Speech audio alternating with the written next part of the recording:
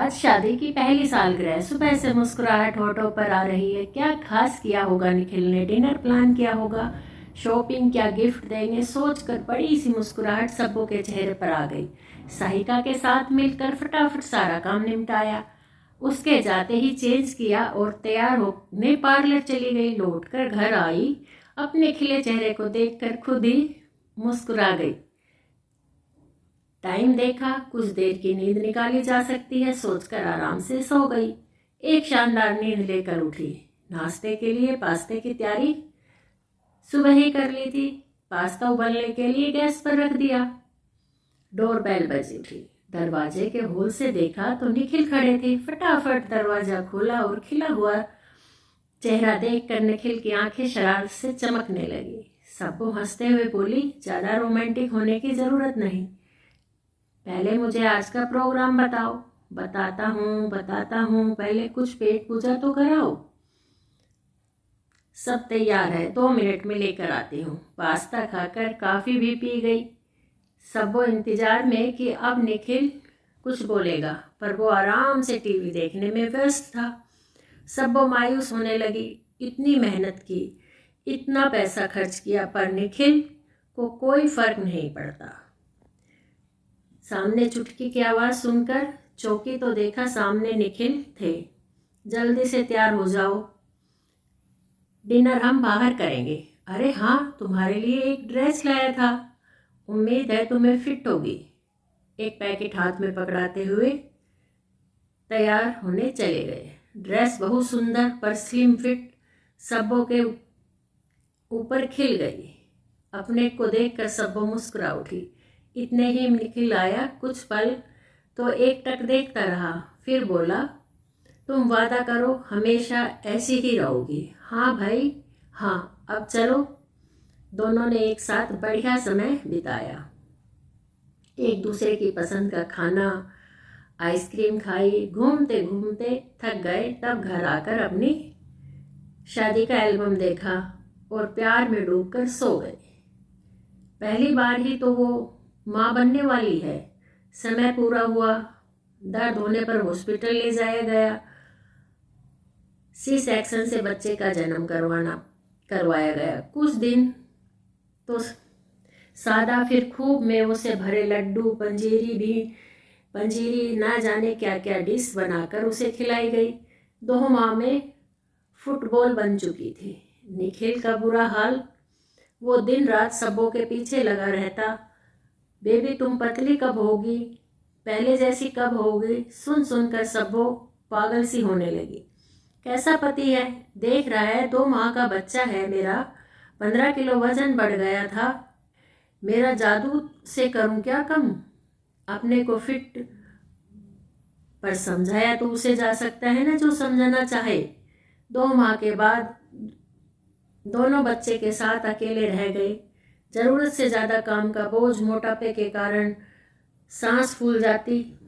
बच्चा रात भर जागता, दिन में भी परेशान करता। सारी दिनचर्या बदल गई। अपने को कैसे व्यवस्थित रखे समझ न पाती। 3 माह बीतने के बाद भी सबो अपने को फिट नहीं रख पा रही थी। न सहेलियों से मिलने का टाइम, न पार्लर जाने का टाइम। बच्चे को छोड़कर कहाँ जाए?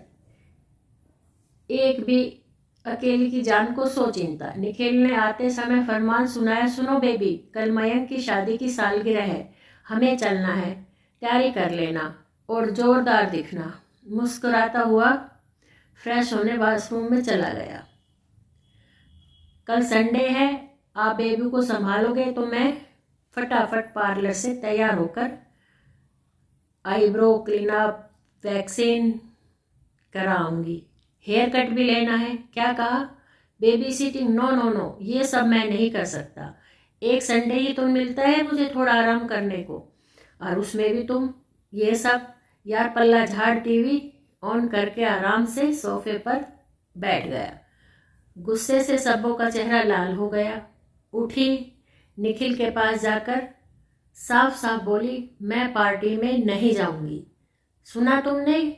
बच्चा हम दोनों का है, जिम्मेदारी भी हम दोनों को ही लेनी है। अगर तुम सपोर्ट नहीं करोगे तो मैं अकेली क्या क्या करूँगी। एक तो तुम्हारा 24 घंटे का बोलना, दुबली हो जाओ दुबली हो जाओ। मैं कितनी परेशान हूँ तुम जानते हो। क्या मैं नहीं चाहती फिट होना? कोई जादू है क्या जो चुटकी बजाते ही ठीक हो जाए? क्रोध में हाँफने लगी थी वो। विषय की गंभीरता को देखकर उसने सब्बों को सपोर्ट देने की बात कह तो दी, पर दूसरे दिन काम वाली को रुपए का लालच देकर मना लिया बेबी सिटिंग के लिए। पार्टी में सब्बों किसी तरह सब मैनेज करती रही। निखिल ने पलट कर देखा तक नहीं। सब्बों डिनर तक नहीं ले पाई। एक दो फ्रेंड से बच्चों को लेने की कोशिश की, पर बहुत अपसेट हो चुकी थी वो। घर आने पर भी निखिल घर पर कोई फर्क नहीं पड़ा। आते ही सो गया, सुबह ऑफिस भी चला गया। सबों ने एक निश्चय किया, सासू माँ को फोन किया और सिलसिलेवार सारी दास्तां सुना दी। उन्होंने दूसरे दिन ही आने का वचन दिया।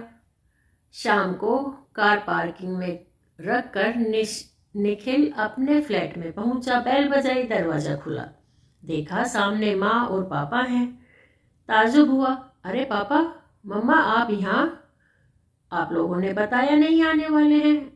अरे सब्बो काफ़ी पिला और कुछ खिला पिला भी दो यार, भूख लग रही है जोरों से। सैंडविच की एक प्लेट निखिल के सामने रखते हुए माँ बोली, सब्बो नहीं है। सैंडविच खाते खाते निखिल बोला, कहाँ गई? आसपास गई है क्या? माँ ने गंभीरता से कहा, वो अपने मम्मी पापा के घर गई, हमेशा के लिए। व्हाट? सैंडविच हाथ से छूटकर प्लेट में गिर गया। ऐसा क्यों माँ? ये तुम मुझसे पूछ रहे हो या उस बच्ची की क्या हालत कर दी तुमने? निखिल छोटा सा बच्चा संभालना, घर के काम, नया अनुभव उसके लिए था। तुमने थोड़ा सा भी सहयोग मांगती तो तुमने दिया नहीं, बल्कि दुबली हो जाओ का नारा लगाते रहे। जानते भी हो कितने बदलाव आते हैं एक लड़की में माँ बनने के समय, पर तुमको कोई फर्क पड़ता नहीं। पहले की तरह जीवन जीते रहे। पति पत्नी का प्यार ऐसा होता है क्या? अब रहो अकेले हमारे साथ, क्योंकि वो तो अब नहीं आने वाली। मम्मी प्लीज ऐसा मत बोलो। मैं सबको और बच्चे को बहुत प्यार करता हूँ, उनके बिना मैं रह नहीं पाऊंगा। माँ, आवाज भर आ गई निखिल की। माँ के हाथ पकड़ लिए। आप समझाओ ना माँ सब्बों को, आपकी बात जरूर मानेगी। प्रॉमिस है, मैं उसका ध्यान रखूंगा, पूरा सपोर्ट करूंगा। मैं उसे दुबला होने के लिए कभी भी नहीं बोलूंगा। सच माँ। बेल बजी, दरवाजा खोला तो सामने सब्बो खड़ी थी बच्चे को लेकर।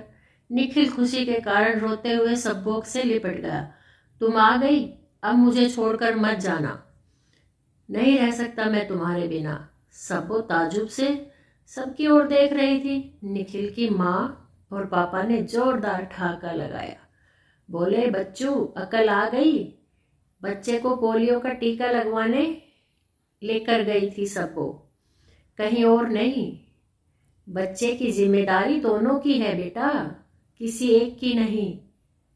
तुम दोनों गाड़ी के दो पहिए हो तो बराबरी से चलना होगा ना, वरना बैलेंस बिगड़ जाएगा। और अगर बैलेंस बिगड़ा तो ये गृहस्थी भी बिखर जाएगी। कान पकड़ता हूं मैं, ऐसी गलती कभी नहीं करूंगा।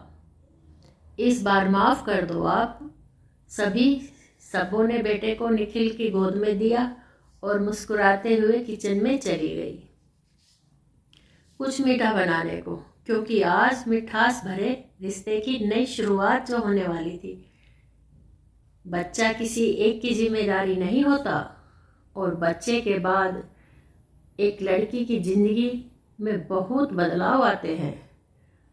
उसमें हर पति को समझना चाहिए और अपनी पत्नी का पूरा सहयोग करना चाहिए। दोस्तों, आपको कहानी कैसी लगी कमेंट बॉक्स में ज़रूर बताएं। यदि कहानी आपको अच्छी लगी हो तो लाइक शेयर ज़रूर कीजिएगा और ऐसी ही अन्य कहानियों को सुनने के लिए मेरे चैनल को सब्सक्राइब कर दीजिए। कहानी को पूरा सुनने के लिए आपका तहे दिल से शुक्रिया, धन्यवाद दोस्तों। मिलते हैं आगे एक अच्छी सी कहानी।